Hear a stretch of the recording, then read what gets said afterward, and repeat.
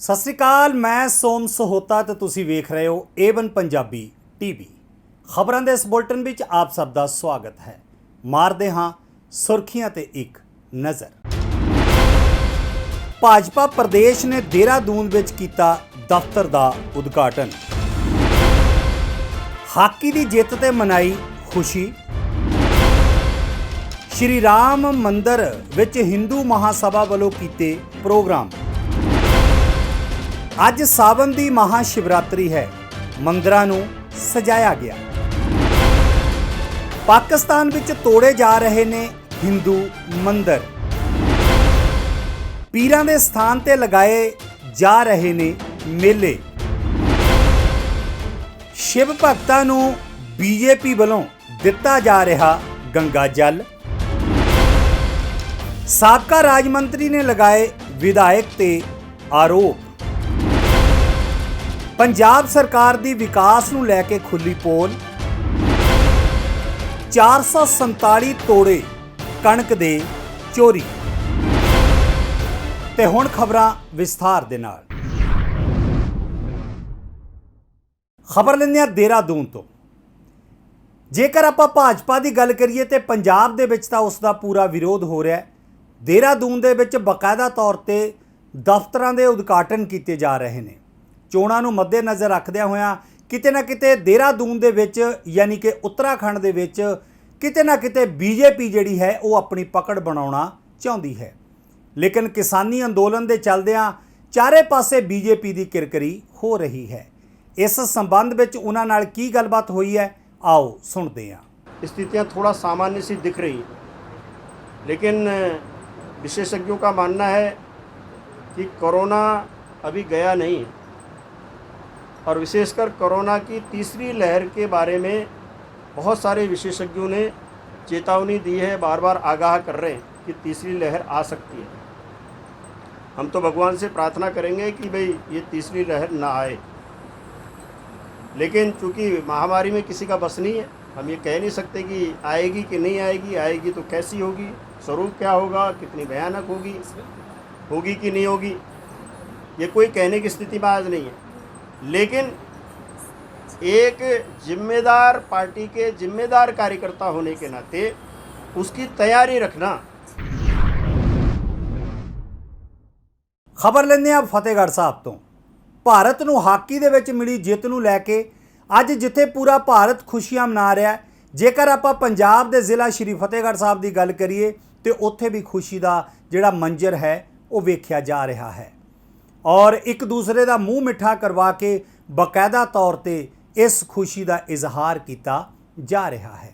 इस संबंध में किस नाल की गलबात हुई है, तुसी वेखो पूरी खबर। अज दी जो इंडिया की टीम की जित हुई है, ये 40 साल बाद एक मैडल वाली जित हुई है। ये इंडियन टीम को ब्रोंज मैडल मिले तो टीम की दुनिया दे विच तीजे नंबर की स्टैंडिंग कन्फर्म होंदी है। पहला जो असी ओलंपिक्स दे विच गए सी, असी 4th सीडी की टीम सी ते इत्थों टोकीयो तो असी एक पायदान उत्ते होके मुड़े हाँ ते एक ब्रोंज मैडल ला के मुड़े हाँ।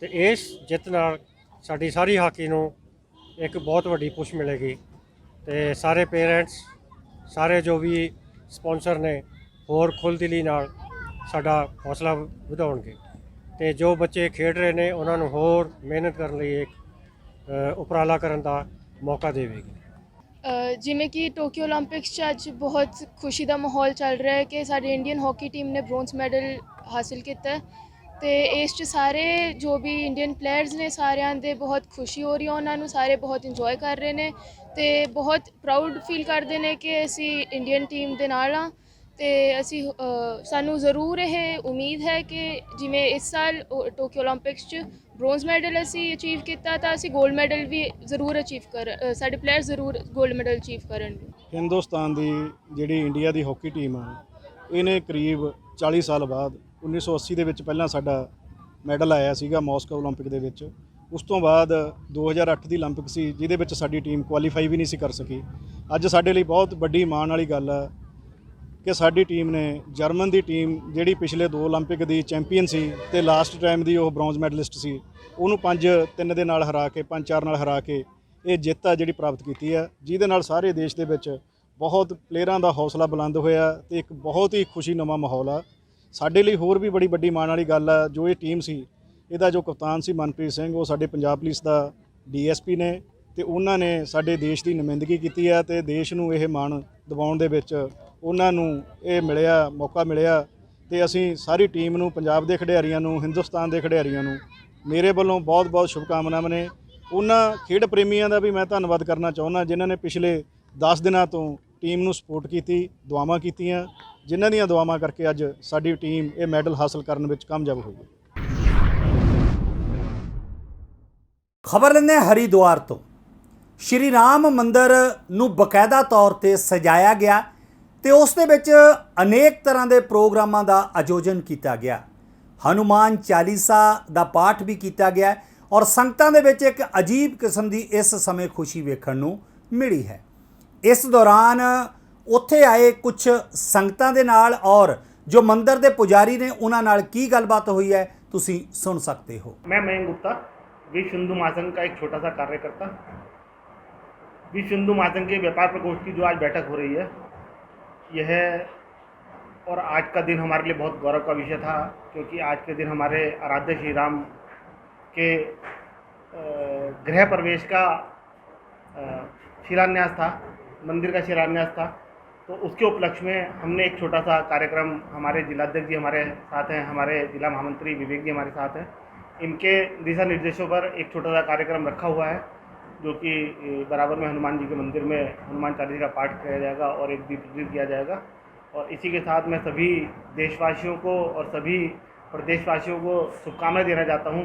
मैं विवेक अग्रवाल, विश्व हिंदू महासंघ परिवार में जिला हरिद्वार में जिला महामंत्री हूँ व्यापार प्रकोष्ठ का।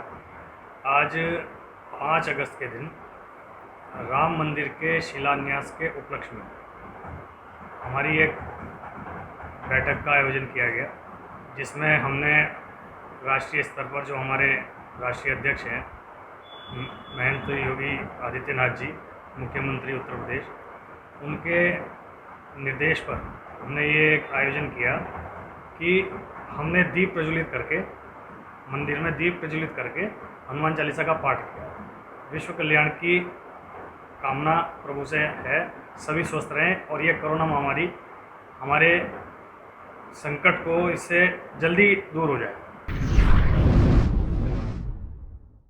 ਖਬਰ ਲੈਂਦੇ ਹਾਂ ਹਰਿਦੁਆਰ ਤੋਂ। ਸਾਵਨ ਦੇ ਮਹੀਨੇ ਦੀ ਗੱਲ ਕਰੀਏ ਤੇ ਅੱਜ ਸਾਵਨ ਦੀ ਸ਼ਿਵਰਾਤਰੀ ਹੈ।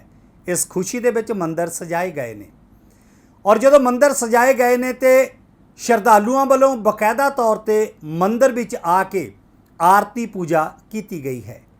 ਦੂਸਰੇ ਪਾਸੇ ਜੇ ਗੱਲ ਕਰੀਏ, ਹਾਲਾਂਕਿ ਕਰੋਨਾ ਮਹਾਮਾਰੀ ਨੂੰ ਮੱਦੇਨਜ਼ਰ ਰੱਖਦਿਆਂ ਹੋਇਆਂ ਕਾਵੜ ਯਾਤਰਾ ਦਾ ਪੂਰੀ ਤਰ੍ਹਾਂ ਪਾਬੰਦ ਜਿਹੜਾ ਹੈ ਉਹ ਮਤਲਬ ਉਸ 'ਤੇ ਪਾਬੰਦੀ ਲਗਾਈ ਜਾ ਰਹੀ ਹੈ। ਉਸ ਦੇ ਬਾਵਜੂਦ ਵੀ ਸ਼ਿਵ ਭਗਤ ਜਿਹੜੇ ਨੇ ਉਹ ਕਿਸੇ ਨਾ ਕਿਸੇ ਤਰ੍ਹਾਂ ਆਪਣੇ ਮੰਦਿਰਾਂ ਵਿੱਚ ਪਹੁੰਚ ਕੇ ਗੁਰੂ ਦੀ ਆਰਾਧਨਾ ਕਰ ਰਹੇ ਨੇ। ਇਸ ਸੰਬੰਧ ਵਿੱਚ ਉਹਨਾਂ ਨਾਲ ਕੀ ਗੱਲਬਾਤ ਹੋਈ ਹੈ ਤੁਸੀਂ ਸੁਣ ਸਕਦੇ ਹੋ। राजा दक्ष प्रजापति का ये मंदिर है और मान्यता ये है कि पूरे साल के अंदर 1 महीना हमारे भोलेनाथ भगवान जी यहाँ वास करते हैं और इसलिए यहाँ अपार भीड़ होती है। आज तो खैर शिवरात्रि है, कोरोना काल होते हुए भी यहाँ पे बहुत ज़्यादा भीड़ है। सवेरे 4 बजे मंदिर खुल जाता है और मैं भी यहाँ लगभग 6:30 बजे पहुँच चुका था। यहीं स्नान और यहीं ध्यान हम लोग करते हैं। इसी तिथि को सभी तिथियों, हर महीने की सभी त्रयोदशी तिथियों को शिवरात्रि कहा जाता है। द्वादशी एवं त्रयोदशी के संगम को प्रदोष कहा जाता है। इस ज्योतिषीय गणना के अनुसार श्रावण मास में भी कृष्ण पक्ष और शुक्ल पक्ष दोनों पक्षों में त्रयोदशी तिथियां आएंगी। आज त्रयोदशी तिथि है, इसलिए इसे शिवरात्रि के रूप में जाना जाता है। सिर्फ शिवरात्रि। ਖਬਰ ਲੈਂਦੇ ਹਾਂ ਹੁਸ਼ਿਆਰਪੁਰ ਤੋਂ। ਪਾਕਿਸਤਾਨ ਤੋਂ ਵੱਡੀ ਖਬਰ ਆ ਰਹੀ ਹੈ ਕਿ ਜਿੰਨੇ ਵੀ ਹਿੰਦੂ ਮੰਦਿਰ ਨੇ ਕੁਝ ਸ਼ਰਾਰਤੀ ਲੋਕਾਂ ਵੱਲੋਂ ਉਹਨਾਂ ਨੂੰ ਤੋੜਿਆ ਜਾ ਰਿਹਾ ਹੈ। ਅੱਜ ਜਿੱਥੇ ਪੂਰੇ ਭਾਰਤ ਦੇ ਵਿੱਚ ਇਸ ਦਾ ਵਿਰੋਧ ਹੋ ਰਿਹਾ ਹੈ, ਜੇ ਆਪਾਂ ਡਿਸਟ੍ਰਿਕਟ ਹੁਸ਼ਿਆਰਪੁਰ ਦੀ ਗੱਲ ਕਰੀਏ ਤਾਂ ਉੱਥੇ ਹਿੰਦੂ ਭਾਈਚਾਰੇ ਦੇ ਨਾਲ ਮੁਸਲਮਾਨ ਵੀਰਾਂ ਨੇ ਵੀ ਸਾਥ ਦਿੱਤਾ ਹੈ। ਉਹਨਾਂ ਨੇ ਵੀ ਪਾਕਿਸਤਾਨ ਮੁਰਦਾਬਾਦ ਦੇ ਨਾਅਰੇ ਲਗਾਏ ਨੇ ਔਰ ਕਿਹਾ ਹੈ ਕਿ ਇਸ ਤੇ ਤੁਰੰਤ ਕਾਰਵਾਈ ਕੀਤੀ ਜਾਵੇ।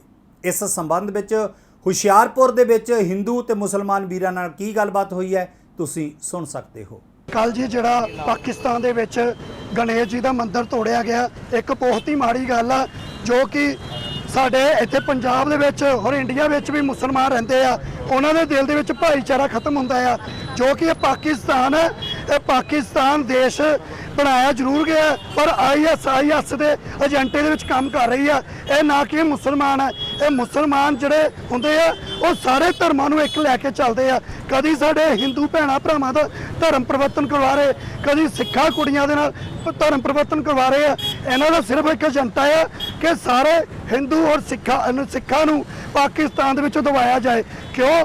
ਸਭ ਦਾ ਹੱਕ ਬਣਦਾ ਕਿ ਖੁੱਲ੍ਹ ਕੇ ਰਹਿ ਸਕਦੇ। ਜੇਕਰ ਹਿੰਦੁਸਤਾਨ ਦੇ ਵਿੱਚ ਮੁਸਲਮਾਨ ਪੂਰੀ ਆਜ਼ਾਦੀ ਨਾਲ ਘੁੰਮ ਰਿਹਾ ਤਾਂ ਪਾਕਿਸਤਾਨ ਦੇ ਵਿੱਚ ਕਿਉਂ ਨਹੀਂ?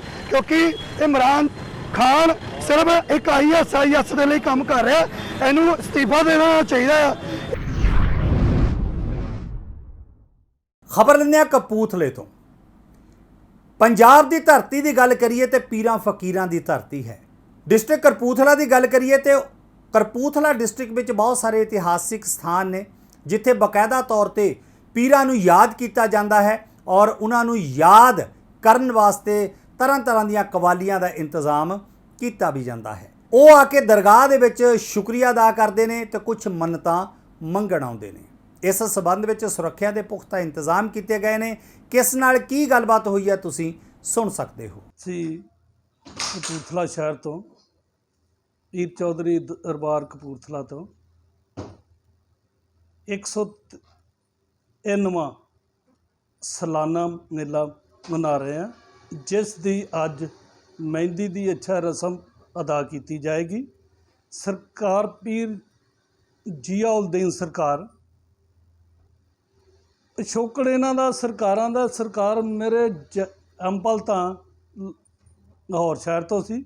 ਇਹਨਾਂ ਨੇ ਆਣ ਕੇ ਕਪੂਰਥਲੇ ਦੀ ਨਗਰੀ 'ਤੇ ਇੰਨੀ ਅੱਛਾ ਰਹਿਮਤ ਕੀਤੀ ਆ ਕਿ ਅੱਜ ਵੀ ਹਰ ਘਰ ਦਾ ਬੱਚਾ ਨਾ ਜੀ ਇਸ ਗੱਲ ਨੂੰ ਇਹ ਬਹੁਤ ਸ਼ਰਧਾ ਨਾਲ ਜਾਣਦਾ ਜੀ। ਅਤੇ ਅੱਜ ਜਿਸ ਜਗ੍ਹਾ 'ਤੇ ਇਹਨਾਂ ਦਾ ਉਰਸ ਮਨਾਇਆ ਜਾ ਰਿਹਾ, ਕਿਸੇ ਸਮੇਂ ਦੇ ਵਿੱਚ ਇਸ ਕਪੂਰਥਲੇ ਦੀ ਅੱਛਾ ਰਿਆਸਤ ਵਿੱਚ ਮਹਾਰਾਜਾ ਕਪੂਰਥਲਾ ਨੇ ਇਹਨਾਂ ਨੂੰ ਉਸ ਜਲੌਖਾਨੇ ਤੋਂ ਸ਼ਹਿਰ ਤੋਂ ਉਠਾ ਕੇ ਇਸ ਜਗ੍ਹਾ ਦੇ ਉੱਤੇ ਬਿਠਾਇਆ ਸੀ। ਬਾਬਾ ਪੀਰ ਚੌਧਰੀ ਦੇ ਦਰਬਾਰ 'ਤੇ ਜੋ ਕਿ 103ਵਾਂ ਸਾਲਾਨਾ ਜਿਹੜਾ ਮੇਲਾ ਕਰਵਾਇਆ ਜਾ ਰਿਹਾ, ਉਹਦੇ ਵਿੱਚ ਜਿਹੜੀ ਆ ਅਸੀਂ ਸਾਰੀ ਕਮੇਟੀ ਹਰ ਸਾਲ ਦੀ ਤਰ੍ਹਾਂ ਸਾਰੀ ਕਮੇਟੀ ਮਿਲ ਜੁਲ ਕੇ ਇਸ ਇਤਿਹਾਸਕ ਜਿਹੜਾ ਮੇਲੇ ਨੂੰ ਨੇਪਰੇ ਚਾੜ੍ਹਨ ਵਾਸਤੇ ਇਕਜੁੱਟ ਹੋ ਕੇ ਸਾਰੀ ਲੱਗੀ ਹੋਈ ਆ। ਅੱਜ ਸ਼ਾਮ ਨੂੰ ਜਿਹੜਾ 4 ਵਜੇ ਤੋਂ ਸਾਡੇ ਝੰਡੇ ਦੀ ਰਸਮ ਤੋਂ ਬਾਅਦ ਸ਼ਾਮ ਨੂੰ 4 ਵਜੇ ਜਿਹੜੀ ਆ ਸਾਡੀ ਦਰਬਾਰ 'ਤੇ ਜਿਹੜੀ ਆ ਕਵਾਲ ਗਾਇਕ ਜਿਹੜੇ ਆ ਸਾਰੇ ਉਹ ਆਪਣੇ ਉਹਨਾਂ ਨੇ ਜਿਹੜੀ ਆ ਰੰਗ ਬੰਨ੍ਹਣੇ ਨੇ। ਅਤੇ ਮੈਂ ਸਾਰੀ ਸੰਗਤ ਨੂੰ ਹੱਥ ਜੋੜ ਕੇ ਬੇਨਤੀ ਕਰਦਾ ਕਿ ਸ਼ਾਮ ਨੂੰ ਵੱਧ ਚੜ੍ਹ ਕੇ ਜਿਹੜਾ ਇਸ ਮੇਲੇ ਦੀ ਰੌਣਕ ਵਧਾਓ। ਸਾਡੇ ਇੱਥੇ ਕਪੂਰਥਲਾ ਸ਼ਹਿਰ 'ਚ ਪੀਰ ਚੌਧਰੀ ਬਾਬਿਆਂ ਦੀ ਜਗ੍ਹਾ 'ਤੇ 5 ਤੇ 6 ਨੂੰ ਜਿਹੜਾ ਮੇਲਾ ਹਰ ਸਾਲ ਦੀ ਤਰ੍ਹਾਂ ਮਨਾਇਆ ਜਾ ਰਿਹਾ, ਔਰ ਮੇਲੇ ਦੇ ਵਿੱਚ ਅੱਜ ਮੈਂ ਅਤੇ SHO ਸਿਟੀ ਸਾਡੇ ਰਘਵੀਰ ਸਿੰਘ ਸਬ ਇੰਸਪੈਕਟਰ ਅਸੀਂ ਔਰਗੇਨਾਈਜ਼ਰ ਨਾਲ ਮੀਟਿੰਗ ਕਰਕੇ ਹਟੇ ਹਾਂ ਔਰ ਇਹਦੇ ਸਾਰੇ ਜਿੰਨੇ ਪੁਲਿਸ ਪ੍ਰਬੰਧ ਨੇ ਉਹਨਾਂ ਦਾ ਜਾਇਜ਼ਾ ਲਿਆ ਆ। ਆਪਾਂ ਫੂਲ ਪ੍ਰੂਫ ਇਹਦੀ ਸਿਕਿਉਰਿਟੀ ਕਰਾਂਗੇ ਜੀ। ਸਾਡੇ ਸਿਕਿਉਰਿਟੀ ਪ੍ਰੋਗਰਾਮ ਵੀ ਜਾਰੀ ਹੋਇਆ ਔਰ ਮੈਕਸੀਮਮ ਫੋਰਸ ਇੱਥੇ ਲਾ ਕੇ ਔਰ ਬਿਲਕੁਲ ਸਹੀ ਤਰੀਕੇ ਨਾਲ ਦੀ ਸੁਰੱਖਿਆ ਕੀਤੀ ਜਾਵੇਗੀ। ਇਸ ਤੋਂ ਇਲਾਵਾ ਸਾਡੀ ਔਰਗੇਨਾਈਜ਼ਰਸ ਨਾਲ ਗੱਲਬਾਤ ਵੀ ਹੋਈ ਹੈ। ਆਪਾਂ ਉਹਨਾਂ ਨੂੰ ਕੋਵਿਡ ਦੇ ਜਿਹੜੀਆਂ ਸਾਡੀਆਂ ਰਿਸਟ੍ਰਿਕਸ਼ਨਾਂ ਨੇ ਉਹਨਾਂ ਸੰਬੰਧੀ ਵੀ ਉਹਨਾਂ ਨੂੰ ਜਾਣੂ ਕਰਵਾਇਆ ਹੈ ਔਰ ਉਹਨਾਂ ਨੂੰ ਹਦਾਇਤ ਕੀਤੀ ਆ ਵੀ ਜਿਹੜਾ ਵੀ ਕੋਈ ਤੁਹਾਡੇ ਇੱਥੇ ਜਿੰਨੇ ਵੀ ਸ਼ਰਧਾਲੂ ਆਉਂਦੇ ਆ ਉਹਨਾਂ ਦਾ ਇੱਕ ਬਕਾਇਦਾ ਮਾਸਕ ਲਾਇਆ ਹੋਵੇ ਔਰ ਜਿਹੜਾ ਇੱਥੇ ਸੈਨੀਟਾਈਜ਼ਰ ਦਾ ਅਰੇਂਜਮੈਂਟ ਕੀਤਾ ਹੋਵੇ। ਸੈਨੀਟਾਈਜ਼ ਕੀਤੇ ਬਿਨਾਂ ਕੋਈ ਵੀ ਜਿਹੜਾ ਵਾ ਸ਼ਰਧਾਲੂ ਮੱਥਾ ਟੇਕਣ ਨਾ ਜਾਵੇ। ਇਸ ਤੋਂ ਇਲਾਵਾ ਸੋਸ਼ਲ ਡਿਸਟੈਂਸਿੰਗ ਦਾ ਵੀ ਇਹਨਾਂ ਨੂੰ ਕਿਹਾ ਗਿਆ ਜੀ ਵੀ ਕੋਈ ਵੀ ਬੰਦਾ ਜਿਹੜਾ ਵਾ ਆਪਸ 'ਚ 2 ਗਜ ਦੀ ਜਿਹੜੀ ਦੂਰੀ ਬਣਾ ਕੇ ਰੱਖੇ ਜਿਹੜਾ ਵੀ ਇਹਨਾਂ ਦੇ ਅੰਦਰ ਮੱਥਾ ਟੇਕਣ ਜਾਂਦਾ ਹੈ। 10-10 ਬੰਦੇ ਮੱਥਾ ਟੇਕ ਕੇ ਆਈ ਜਾਣਗੇ, 10 ਮੱਥਾ ਟੇਕ ਲੈਣਗੇ, ਚੱਲ ਜਾਣਗੇ, ਫਿਰ ਨਵੇਂ 10 ਬੰਦਿਆਂ ਨੂੰ ਅੰਦਰ ਭੇਜਣਗੇ। ਖਬਰ ਲੈਂਦੇ ਹਾਂ ਕੈਥਲ ਤੋਂ।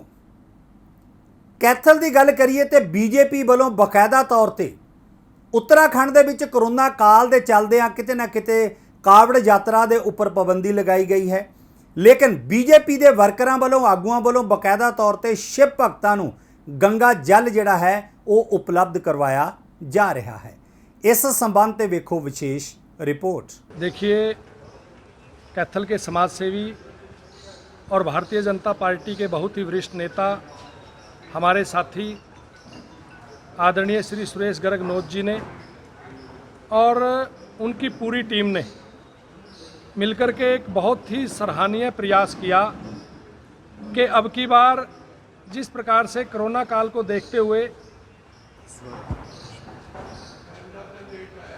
अब की बार जो हमारे शिव भक्त थे वो हरिद्वार जाकर के कावड़ लेकर के आने में उन पर जो पाबंदी थी, लेकिन फिर भी देवों के देव महादेव भोलेनाथ के प्रति श्रद्धालुओं में अटूट श्रद्धा है। वो श्रद्धा यूं की यूं बरकरार रहे और शिवरात्रि के इस पावन पवित्र त्यौहार पर जो हरिद्वार में गंगा माता से जल लेकर के जो आस्था है वो आस्था यूं की यूं बरकरार रहे, उस आस्था को हमारे धार्मिक रीति रिवाजों परंपराओं के अनुसार निभाया जाए, उसके लिए एक बहुत अच्छा और सराहनीय प्रयास हमारे साथी समाज सेवी और भारतीय जनता पार्टी के वरिष्ठ नेता सुरेश गर्ग नोत जी ने व इनकी टीम ने किया। जैसा कि हाँ आप सभी को मालूम है कि महाशिवरात्रि के पर्व की हमारे हिंदू धर्म में बहुत ही महत्ता है। हर वर्ष कैथल शहर में हम देखते थे कि हज़ारों की संख्या में कांवड़िए शिव भक्त हरिद्वार से गंगा जल को ला करके, और सबसे ज़्यादा महत्वपूर्ण तो ये छोटी कांसी जिसको कहते हैं 11 रुद्री शिव मंदिर, इसका बहुत महत्व पूरे विश्व में महत्व है। यहाँ पर बहुत ज़्यादा संख्या में श्रद्धालु गंगा जल भगवान शिव को अर्पित करते थे। तो इस बार कोविड महामारी के चलते तो कावड़ यात्रा पर प्रतिबंध किया गया। तो ऐसे में हमारे ये दिमाग में आया कि भी गंगा जल कैंटरों में भर के लाया जा सकता है। मैंने सोनीपत और करनाल में ऐसा व्यवस्था किसी ने करी थी, वहाँ से मुझे प्रेरणा मिली। तो इस बात की मैंने फिर अपने जिला प्रधान अशोक जी से साथ चर्चा की, तो इनको ये आइडिया बहुत अच्छा लगा। तो हम डीसी साहब के पास गए, उन्होंने सोनीपत में पता करके एक अपना व्यक्तिगत तौर से लेटर बनाया हरिद्वार के उपायुक्त के नाम, और रास्ते की भी हमें परमिशन दी। खबर लेने रुड़की तो साबका राज मंत्री वालों बकायदा तौर पर विधायक के उपर आरोप लगाए गए ने। उन्होंने एक टायर फैक्ट्री में काम कर रहे मजदूरों को वरगलाउण की गलबात की है, तो होर किस तरह के आरोप लगाए ने तुसी सुन सकते हो। मेरे संज्ञान में जो मामला आया है वो मुझे परसों ही पता पड़ा था कि सारे मजदूर जो हैं वो डंडोरा भवन में आए हैं वहाँ पे, और उनको बुलाया गया था कि ताकि उनकी समस्या का सॉल्यूशन किया जाए। और जो मेरे संज्ञान में जो बात है वो ये है कि उसमें बिरला टायर में कम से कम 27 जो हैं ट्रेड यूनियंस हैं, जिसमें से 19 ट्रेड यूनियंस ने एग्रीमेंट कर लिया है अपना, और उन्होंने अपनी सहमति जताई है उस एग्रीमेंट के लिए। अब कुछ जो 7 और 8 जो यूनियंस हैं उनको वो एग्रीमेंट में अपनी आपत्ति जता रहे हैं, और उनको समझ में नहीं आ रहा है कि हमारे साथ ऐसा क्यों हो रहा है। तो इस बाबत शायद वो लोग वहाँ पे आए होंगे। तो मैं ये चाहता हूँ कि इसमें जो जिस तरीके से हमारे जनप्रतिनिधि इसमें राजनीति हो रही है ये नहीं होनी चाहिए। हमें अपनी जनता के जो मजदूर हैं और जो कर्मचारी हैं इनका विशेष ध्यान रखना चाहिए, और इनकी जो समस्याएं हैं उनको मैनेजमेंट के साथ बैठ के सॉर्ट आउट करना चाहिए, ना कि उसको पॉलिटिसाइज करना चाहिए। खबर लेने टांडे तो पंजाब सरकार के विकास कार्यों की पोल खुल चुकी है। दसना चाहते हैं कि देश को आज़ाद होया 74 साल हो चुके हैं, लेकिन अजे भी पिंडां दीयां गलियां सड़कों और सड़कों ते पानी जड़ा शरेआम नज़र आ रहा है। बड़े अफसोस की गल है कि देश आज़ाद होया नूं 74 साल हो चुके हैं, लेकिन अजे तक भी विकास जिहड़ा है वो उत्थे दा उत्थे ही नज़र आ रहा है। हालांकि बहुत सारे अजिहे पिंड ने जिथे विकास कार्य पिंड के लोगों ने कीते ने और अपने पिंड नूं खूबसूरत बनाया है, पर अजे भी कुछ बाकी ने। इस दौरान किस नाल की गलबात हुई है सुनो तुसी भी। रोज़ लंघदे आ, एक घट्टो घट्ट भी मेरे हिसाब नाल जदों तक ये मोदी सरकार वालों यो प्रधानमंत्री योजना अधीन सड़क बनी है उदों तो ये खड्डे इत्थे ही ਇਦਾਂ ਦੇ ਇਦਾਂ ਹੀ 8 2 2.5 3 ਫੁੱਟ ਖੱਡੇ ਆ ਉਹ ਜਿਹੜੇ ਰੋਜ਼ ਪਾਣੀ ਨਾਲ ਇਦਾਂ ਹੀ ਭਰੇ ਰਹਿੰਦੇ ਆ। ਇਹ ਇੱਥੋਂ ਹੀ ਮੇਰੇ ਹਿਸਾਬ ਨਾਲ ਲੱਖਾਂ ਬੰਦੇ ਜਿਹੜੇ ਆ ਉਹ ਰੋਜ਼ ਗੁਜ਼ਰਦੇ ਆ, ਮੰਤਰੀ ਵੀ ਗੁਜ਼ਰਦੇ ਆ, ਪਰ ਉਹ ਇੱਥੋਂ ਦੀ ਪਤਾ ਨਹੀਂ ਕੀ ਗੱਲ ਆ ਉੱਦਾਂ ਹੀ ਲੰਘ ਜਾਂਦੇ ਆ, ਪਰ ਇਹਦੀ ਸਮੱਸਿਆ ਦਾ ਹੱਲ ਨਹੀਂ ਕਰਦੇ ਤੇ ਨਾ ਹੀ ਇਸ ਦਾ ਬਾਰੇ ਕੋਈ ਅਜੇ ਤੱਕ ਸੋਚਿਆ ਜਾ ਰਿਹਾ। ਤੁਹਾਡੇ ਸਾਹਮਣੇ ਇੱਕ ਚੀਜ਼ ਪੇਸ਼ ਕਰਨਾ ਚਾਹ ਰਹੇ ਹਾਂ ਕਿ ਜੇ ਆਪਾਂ ਗੱਲ ਕਰੀਏ ਮੌਜੂਦਾ ਸਰਕਾਰ ਦੀ, ਇਹ ਗੁਟਕੇ ਫੜ ਕੇ ਹੱਥਾਂ ਦੇ ਵਿੱਚ ਇਹਨਾਂ ਨੇ ਜੋ ਝੂਠੀਆਂ ਸੌਹਾਂ ਖਾਧੀਆਂ ਕਿ ਅਸੀਂ ਵਿਕਾਸ ਕਰਾਂਗੇ ਜਾਂ ਹੋਰ ਵੀ ਇਹਨਾਂ ਨੇ ਕਈ ਵਾਅਦੇ ਕੀਤੇ ਸੀ, ਲੇਕਿਨ ਕਿਸੇ ਵੀ ਵਾਅਦੇ 'ਚ ਇਹ ਨਿਪੁੰਨ ਨਹੀਂ ਹੋਏ। ਉਹ ਇਸ ਕਰਕੇ ਜੀ ਮੈਂ ਮੂੰਹ ਬੋਲਦੀ ਤਸਵੀਰ ਅੱਜ ਜੇ ਮੈਂ ਤੁਹਾਨੂੰ ਦੱਸਾਂ ਕਿ ਟਾਂਡੇ ਹਲਕੇ ਦੇ ਵਿੱਚ, ਇਹ ਟਾਂਡੇ ਤੋਂ ਗੜ੍ਹਦੀਵਾਲਾ ਰੋਡ ਦੇ ਵਿੱਚ ਮੈਂ ਖੜਾ, ਜਿੱਥੇ ਇੱਥੇ ਪਾਣੀ ਖੜਾ ਆ ਸੜਕ ਦੇ ਉੱਤੇ, ਕੋਈ ਨਿਕਾਸ ਨਹੀਂ ਹੈਗਾ, ਕਿਸੇ ਪਾਸੇ ਨਿਕਲਣੇ ਨੂੰ ਰਾਹ ਨਹੀਂ ਹੈਗਾ ਪਾਣੀ ਦਾ। ਔਰ ਇਹ ਮੈਂ ਜੇ ਦੇਖਿਆ ਇੱਥੇ ਲੋਕਾਂ ਨਾਲ ਵਿਚਰ ਕੇ, ਇਹ 5 ਸਾਲ ਤੋਂ ਇਦਾਂ ਹੀ ਚੱਲ ਰਿਹਾ ਆ। ਖਬਰ ਲੈਂਦੇ ਹਾਂ ਤਰਨਤਾਰਨ ਤੋਂ। 447 ਤੋੜੇ ਕਣਕ ਦੇ ਹੋਏ ਚੋਰੀ।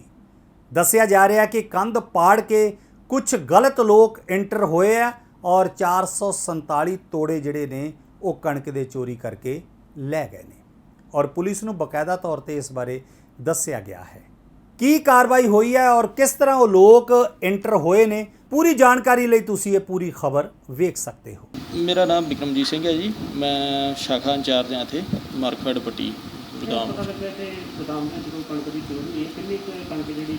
ਇਹ ਸਰ ਇਹ 2 ਤਰੀਕ ਨੂੰ ਡੀਐਮ ਸਾਹਿਬ ਵੱਲੋਂ ਕਮੇਟੀ ਭੇਜੀ ਗਈ, ਉਹ 'ਚ ਅਸੀਂ ਜਿਹੜਾ ਵੇਖਿਆ 447 ਬੈਗ ਘੱਟ ਪਾਏ ਗਏ ਜੀ। ਹਾਂਜੀ ਹਾਂਜੀ। ਇਹ ਸਰ 1/8 ਦੀ ਰਾਤ ਨੂੰ ਸਾਨੂੰ ਤਕਰੀਬਨ 10:30 11 ਵਜੇ ਫੋਨ ਆਇਆ ਸਿਕਿਉਰਿਟੀ ਗਾਰਡ ਦਾ ਵੀ ਉਹਨਾਂ ਬਾਹਰ ਜਾ ਕੇ ਵੇਖਿਆ ਕਿ ਇੱਥੇ ਨਾ ਕਣਕ ਖਿਲਰੀ ਥੋੜ੍ਹੀ, ਅਤੇ ਉਹਨਾਂ ਆਖਿਆ ਵੀ ਮੌਕੇ 'ਤੇ ਆਓ। ਅਤੇ ਫਿਰ ਫੀਲਡ ਅਫਸਰ ਚਰਨਜੀਤ ਸਿੰਘ ਅਤੇ ਦਲਜੀਤ ਸਿੰਘ ਮੌਕੇ 'ਤੇ ਆਏ। ਉਹਨਾਂ ਵੇਖਿਆ ਕਿ ਕਣਕ ਦੀ ਚੋਰੀ ਹੋਈ, ਜਿਸ ਬਾਰੇ ਇਤਲਾਹ ਦਿੱਤੀ ਹੈ ਡੀਐਮ ਸਾਹਿਬ ਤਰਨਤਾਰਨ ਨੂੰ। ਅਗਲੇ ਦਿਨ ਉਹਨਾਂ ਕਮੇਟੀ ਬਣਾ ਕੇ ਭੇਜੀ ਜੀ। ਹਾਂਜੀ ਹਾਂਜੀ। ਕੋਈ ਪਤਾ ਨਹੀਂ ਲੱਗਾ ਕਿ ਕਿੰਨੇ ਬੰਦੇ ਆਏ ਜਾਂ ਕੀ ਗੱਲਬਾਤ ਹੋਈ? ਅਜੇ ਨਹੀਂ ਸਰ, ਇੱਥੇ ਨਾ ਮਤਲਬ ਬੰਦੇ ਤੁਰੇ ਫਿਰਦੇ ਹੁੰਦੇ ਸੀ, ਮੋਟਰਸਾਈਕਲ ਫੜ ਕੇ ਵੀ ਚੌਂਕੀ ਫੜਾਇਆ ਅਸੀਂ 2 ਕੁ ਦਿਨ ਪਹਿਲਾਂ, ਅਤੇ ਉਹਨਾਂ ਨੂੰ ਬੇਨਤੀ ਵੀ ਕੀਤੀ ਸੀ ਕਿ ਇੱਥੇ ਮਤਲਬ ਮਾੜਾ ਜਿਹਾ ਕਰਿਓ, ਮਤਲਬ ਚੱਕਰ ਮਾਰਿਓ ਜਿਵੇਂ ਰਾਤ ਨੂੰ, ਅਤੇ ਉਹਨਾਂ ਵੀ ਆਖਿਆ ਸੀ ਵੀ ਅਸੀਂ ਜ਼ਰੂਰ ਆਵਾਂਗੇ। ਅਤੇ ਇਹੋ ਹੀ ਕਿ ਬੰਦੇ ਤੁਰੇ ਫਿਰਦੇ ਸੀ, ਸਾਨੂੰ ਹੈਗਾ ਸੀ, ਅਸੀਂ ਚੌਂਕੀ ਇਤਲਾਹ ਵੀ ਦਿੱਤੀ ਸੀ ਇਹਦੇ ਬਾਰੇ, ਅਤੇ ਉਹਨਾਂ ਮਤਲਬ ਜਿਵੇਂ ਸੰਨ ਲਾ ਕੇ ਉੱਧਰ ਦਾ ਸਾਨੂੰ ਹੈ ਹੀ ਨਹੀਂ ਵੀ ਕਵਰਡ ਗੋਦਾਮ, ਉਹਨਾਂ ਸੰਨ ਲਾ ਕੇ ਅਤੇ ਕਣਕ ਲੈ ਗਏ ਜੀ। ਅੱਜ ਸਾਨੂੰ ਜਿਹੜਾ ਕਿ ਸੀਨੀਅਰ ਬ੍ਰਾਂਚ ਮੈਨੇਜਰ ਮਾਰਕਫੈਡ ਪੱਟੀ ਸਰਦਾਰ ਚਰਨਜੀਤ ਸਿੰਘ ਨੇ ਜਿਹੜੀ ਇੱਕ ਦਰਖਾਸਤ ਦਿੱਤੀ ਹੈ ਵੀ ਸਾਡੇ ਜਿਹੜੀ ਹੈਗੀ ਹੈ ਕਣਕ ਉਹ ਸ਼ਾਇਦ ਇਹਦੇ ਤੋਂ ਚੋਰੀ ਹੋਈ ਆ। ਉਹਦੇ ਸੰਬੰਧੀ ਅਸੀਂ ਜਿਹੜੀ FIR number 110 under section 457 380 IPC ਦਰਜ ਕਰ ਲਈ ਆ। ਇਹਦੇ ਸਾਨੂੰ ਉਹਨਾਂ ਨੇ 447 ਬੋਰੀਆਂ ਜਿਹੜੀਆਂ ਸਾਨੂੰ ਦੱਸੀਆਂ ਉਹਨਾਂ ਨੇ ਵੀ ਕਣਕ ਦੀਆਂ ਜਿਹੜੀਆਂ ਕਿ ਚੋਰੀ ਹੋਈਆਂ। 50 ਕਿਲੋ ਦੇ ਇੱਕ ਗੱਟਾ ਹੈਗਾ, 447 ਚੋਰੀ ਹੋਈਆਂ। ਤਫਤੀਸ਼ ਸਾਡੀ ਹੈਗੀ ਆ, ਜਾਰੀ ਆ। ਜਲਦ ਅਸੀਂ ਜਿਹੜਾ ਕਿ ਇਹਨਾਂ ਨੂੰ ਅਰੈਸਟ ਕਰ ਲਾਂਗੇ ਚੋਰਾਂ ਨੂੰ। ਮਾਮਲਾ ਦਰਜ ਕਰਤਾ? ਹਾਂ, FIR ਅਸੀਂ ਜਿਹੜੀ ਹੈ ਉਹ ਦਰਜ ਕਰਤੀ ਹੈ ਜੀ। ਤੇ ਇਹ ਵੀ ਉਹਨਾਂ ਦਾ ਕਹਿਣਾ ਕਿ ਉਹਨਾਂ ਵੱਲੋਂ ਕੋਈ ਮੋਟਰਸਾਈਕਲ ਵੀ ਕੋਈ ਛੱਤੀ ਫੜਾਇਆ ਗਿਆ ਹੈ। ਮੋਟਰਸਾਈਕਲ ਸਾਨੂੰ ਜਿਹੜਾ ਕਿ ਰਾਤ ਨੂੰ ਸਾਨੂੰ ਇੱਕ ਮੋਟਰਸਾਈਕਲ ਦਿੱਤਾ, ਅਸੀਂ ਉਹਦੀ ਵੀ ਤਫਤੀਸ਼ ਕਰ ਰਹੇ ਹਾਂ। ਉਹਦੇ 'ਤੇ ਜਿਹੜਾ ਨੰਬਰ ਆ ਉਹ ਜਾਲੀ ਲੱਗਿਆ ਹੋਇਆ ਸੀ। ਅੱਜ ਅਸੀਂ ਉਹਨੂੰ ਜਿਹੜਾ ਕਿ DTO ਦਫ਼ਤਰ ਤੋਂ ਅਸੀਂ ਉਹਨੂੰ ਟਰੇਸ ਕਰ ਰਹੇ ਹਾਂ। ਜਲਦੀ ਅਸੀਂ ਇਹਨਾਂ ਬੰਦਿਆਂ ਨੂੰ ਅਸੀਂ ਅਰੈਸਟ ਕਰ ਲਾਂਗੇ। ਕੋਈ ਇਹਦੇ ਵਿੱਚ ਕੋਈ ਵਿਭਾਗ ਦੇ ਬੰਦੇ ਵੀ ਸ਼ਾਮਲ ਨੇ, ਜਿਸ ਤਰ੍ਹਾਂ ਸਿਕਿਉਰਿਟੀ ਗਾਰਡ ਜਾਂ ਕੋਈ ਹੋਰ? ਨਹੀਂ, ਹਜੇ ਤਾਂ ਅਸੀਂ ਇਹਦੀ ਹਜੇ ਪੜਤਾਲ ਕਰ ਰਹੇ ਹਾਂ। ਹਜੇ ਇਹਦੇ 'ਚ ਜਿਹੜੇ ਵੀ ਆਉਣਗੇ ਕੋਈ ਵੀ ਹੋਊਗਾ, ਤਫਤੀਸ਼ ਤਾਂ ਕਿਸੇ ਸਾਰਿਆਂ ਲਈ ਬਰਾਬਰ ਹੀ ਹੈ। ਜੇ ਕੋਈ ਇਹਨਾਂ ਦੀ ਮਿਲੀ ਭੁਗਤ ਹੋਊਗੀ ਜਾਂ ਕਿਸੇ ਵੀ ਤਰ੍ਹਾਂ ਦਾ, ਕਿਸੇ ਨੂੰ ਬਖਸ਼ਿਆ ਨਹੀਂ ਜਾਵੇਗਾ। ਇਹ ਸੀ ਹੁਣ ਤੱਕ ਦੀ ਅਪਡੇਟ। ਨਵੀਆਂ ਤੇ ਤਾਜ਼ਾ ਖਬਰਾਂ ਲਈ ਜੁੜੇ ਰਹੋ A1 ਪੰਜਾਬੀ TV ਦੇ ਨਾਲ।